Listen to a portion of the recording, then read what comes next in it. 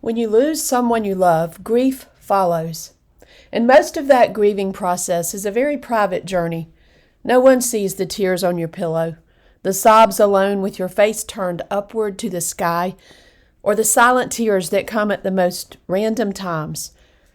But then there is that part of grieving that is open for the world to see.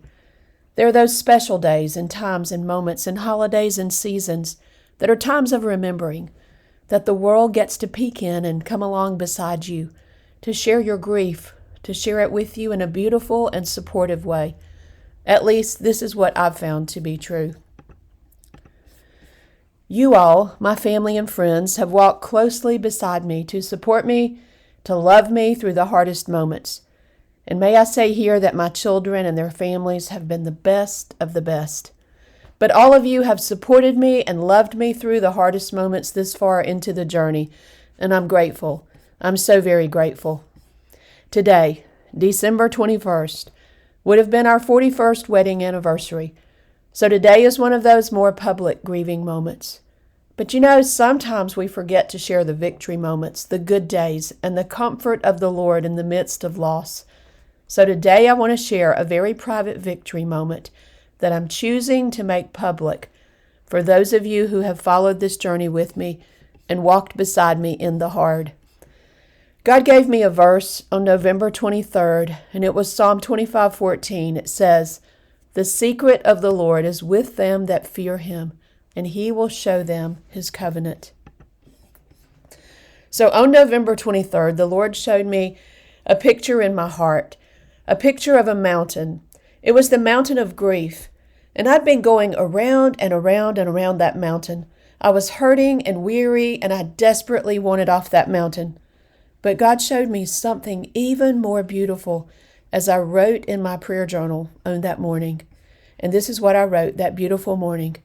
Good morning, Lord. My heart is running free with you. You are my all in all. You showed me a mountain of grief that I had been going around and around and around in cycles. I had asked over and over to come off the mountain. I was hurting and weary. And yet, you continued to take me around the mountain. You ignored my plea to come down off the mountain and walk in flat and even places. You asked me if I was willing to face my deepest fears and address the very worst places of my past. I gave you my yes, Lord, but you knew I did not know what yes meant.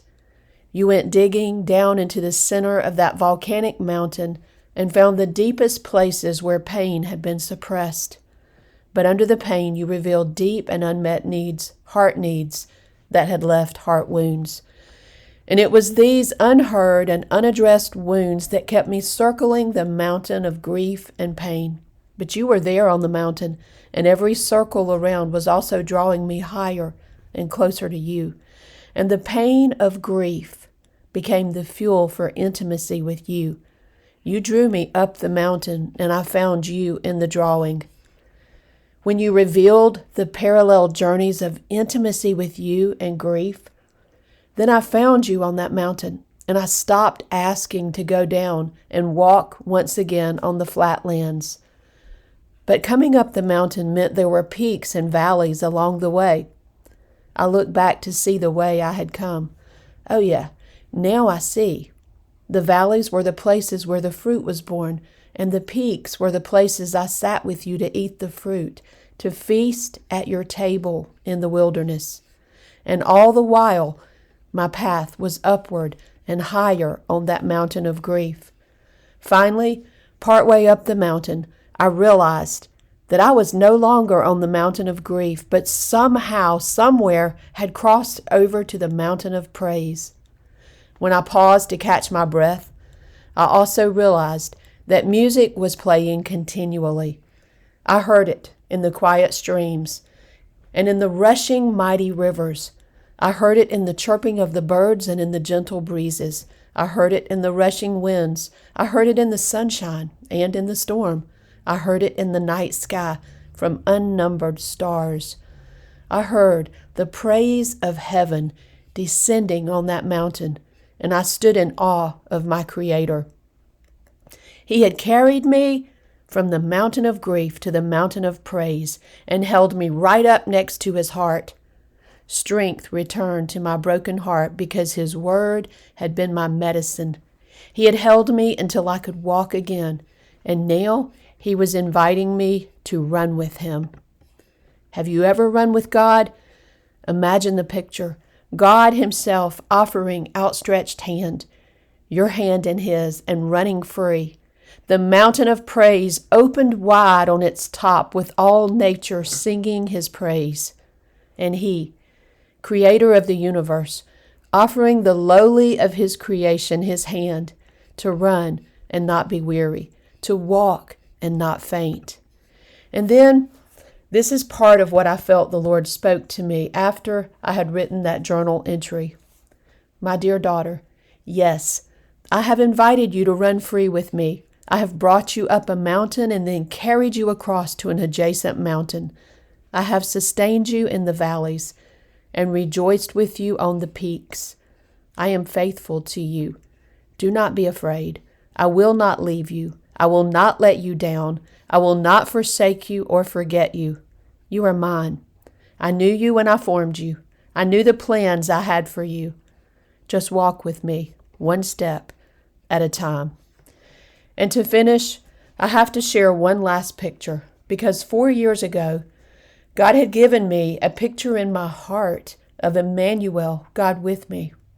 And now I want to quote from that journal entry that went with that painting from February of 2020. That journal entry said, I was in a field of yellow flowers and beautiful green grass. Above me was a beautiful blue sky with white fluffy clouds. But the most beautiful part was I was not alone in that beautiful place. I was there twirling in the sunshine, and Jesus was there with me. His laughter was the music in the wind. Speak to me, O Lord. That picture filled me with so much hope and joy that I attempted to paint what I had seen with the eyes of my heart. Now, I'm not an artist or a painter, so my work is very amateur, but it was the expression of my heart that mattered, not my ability to paint or my inability. Later, my brother, knowing my love for beauty, sent me some scenery pictures that he had taken on one of his trips.